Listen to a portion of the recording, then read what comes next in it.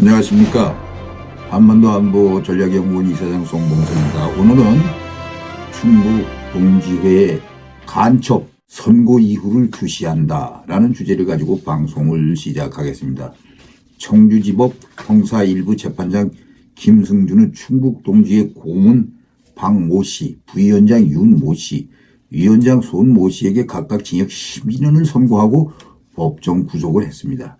박 씨 등은 지난 2017년부터 북한 공작원의 지령을 받아 지하 조직을 결성한 뒤 충북 지역 인사 60여 명을 포섭하려 했고 국가 기밀 탐지 등 각종 안보 위해 행위를 한 혐의입니다.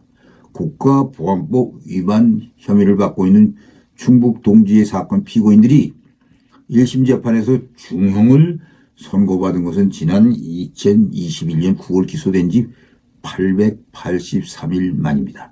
이는 이 사건 재판을 맡고 있는 청주지법의 형사 1심 합의부 전체 사건 평균 처리기간 203일에 무려 4배를 넘긴 것입니다. 재판부는 혐의자 박 씨가 중국에서 북한 공작원과 접촉한 사실, 혐의자 윤 씨가 북한 지령문을 수신한 사실, 충북 동지회를 결성한 사실, 북한 지령문을 수신하고 대북 보고문을 전달한 사실, 북한으로부터 공작금 2만 달러를 수수한 사실 등이 인정된다고 밝혔습니다. 그러면서 피고인들은 북한 구성으로부터 금품을 수수하고 회합 통신했다고 판시하면서 북한으로부터 주정을 받고 국내 정보를 수집한 후 이를 보고했다는 것도 인정했습니다. 재판부는 이런 범행은 대한민국의 존립안정과 자유민주주의 체제의 존립을 침해한다고 했습니다. 장기간 치밀하고 은밀한 방법으로 범행했다고 밝혔습니다. 또 재판부는 이날 재판 초반에 상당한 시간을 들여 이 사건 1심 재판이 지체된 원인을 설명했었습니다. 재판부는 이 사건을 진행하면서 다른 사건도 진행해야만 했다면서 그동안 청주지법 재판부는 487명의 1심 재판, 743명의 2심 재판을 마쳤다고 했습니다. 재판 지연 이후를 법원 인력과 지원이 보충되어야 한다면서 최근 의사수가 부족하듯이 정말 부족한 것은 판사 수라고 말했습니다. 이어 1심 재판의 구속기간 만료는 6개월밖에 안 된다면서 중요한 사건은 6개월 안에 끝날 수 없다면서 구속기간을 늘려주지 않는다는 우리나라뿐이라고 말했습니다. 국회가 조속하게 법을 개정해야 할 것 같다고 했습니다. 이들 간첩 혐의자들은 재판 전후 검찰이 제출한 증거 등이 조작됐으며 국가정보원 등의 불법 사찰이 이루어진 불법 수사라면서 공소 사실을 부인했습니다. 재판부가 징역형을 선고하자 피의자 윤모는 2024년 대한민국에서 국보법 위반 혐의로 징역 12년을 선고한 것은 용납할 수 없다면서 국보법은 폐지되어야 한다고 말하기도 했습니다. 중형을 선고받은 피고인 3명은 반성은 켜녕 법정에 출석하기 전에 청주지법 앞에서 기자회견을 열고 자신들이 30년 사찰의 피해자라고 주장했습니다.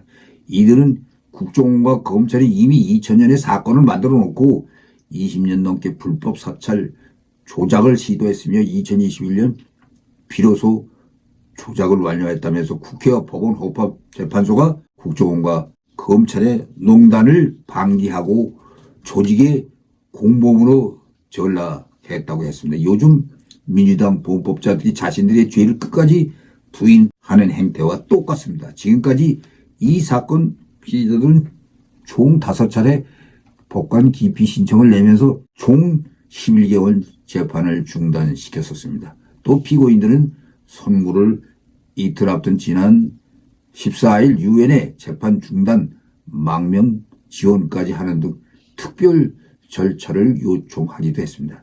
유엔이 특정 국가의 재판에 개입할 권한 등이 없음에도 이 요청은 사실상 실현 가능성이 없는 것이었습니다. 각종 법기술로 재판을 지체시키던 국보법 위반 사범들에게 엄벌이 내리던 것은 정말 다행스러운 일입니다. 국가보안법 위반 혐의로 서울중앙지법에서 재판받고 있는 경남, 창원, 자주통일 민중조언이 사건의 피고인들도 얼마 전 재판부를 바꿔달라는 기피 신청을 냈습니다. 기피 신청에 대한 판단이 나올 때까지 재판이 열리지 못합니다. 이 사건 피고인들은 지난해 3월 구속, 기소 이후 여러 이유로 재판을 지연시켜 왔습니다. 4월 초엔 창원에서 재판받게 해달라며 관할 이전을 신청했다가 기각당했고, 곧바로 국민참여재판을 받게 해달라는 신청에 기각당하자 재항고를 하면서 시간을 끌었었습니다. 그러다 보니 5개월이 넘게 걸렸습니다. 이들은 법의 허점을 이용해 풀려나는 시도를 하고 있습니다. 현행법은 신급별로 6개월인 구속기간 내에 재판을 마치지 못하고 구속 피고인을 풀어주게 되어 있습니다. 이들의 1심 구속기한은 14일 끝날 예정입니다. 재판부 기피 신청에 따른 심리기간 구속기간에서 제외돼 이들이 바로 석방되지는 않지만은 그동안의 지연작전이 성공해 재판을 재개하더라도 얼마 후 석방돼 불구속 재판을 받을 가능성이 큽니다. 문제는 이 같은 재판 지연이 국법법 재판 피고인들의 단골 전략이라는 점입니다. 2021년 9월 기소된 충북 동지의 사건은 피고인들이 법관 기피 신청, 위헌 심판 제청 등 온갖 지연책을 동원하는 바람에 재판이 지연되었습니다. 그 사이 피고인들은 구속기간 만료에 보석동으로 전원 석방됐었습니다. 이들 중 일부는 또 다른 간첩단 사건의 주범과 접촉하기도 했었습니다. 제주 민노총 간첩 사건 등의 피고인들은 줄줄이 국민참여재판을 신청했습니다. 간첩 혐의자도 법적 방어권 보장이 필요하지만 일종의 입법 공백을 악용해 재판 시스템을 농락하는 것까지 용인할 수는 없습니다. 국민참여재판 신청, 위헌, 심판, 시청 등 절차적인 문제로 재판을 지연시키는 경우 이를 구속기관에서 제외하도록 형사소송법 개정을 서둘러야 하겠습니다. 법원도 재판 지연 전략에 휘둘리지 말고 강력하게 밀어붙여야 합니다. 향후 간첩 사건은 첫째, 형사법 개정을 통해 민변 등 친북단체들이 이들 간첩을 지원하여 재판을 지연시키고 있는 등 간첩들마다 이를 흉내 내지 못하도록 개정해야 합니다. 둘째, 판사가 부족하다고는 하지만 판사들의 의지만 있다면 통상적으로 신급별 법정 기한 내에 재판을 끝낼 수 있다는 것이 법적의 중론입니다. 사법부 성찰이 중요합니다. 셋째, 간첩 수사가 국정원에서 경찰로 이관, 향후 간첩 수사는 후퇴가 불거도 뻔합니다. 결국 간첩은 국정원 등 전문가 집단이 맞지 않으면 우리나라는 간첩 천국이 될 것입니다. 시청해 주셔서 감사합니다.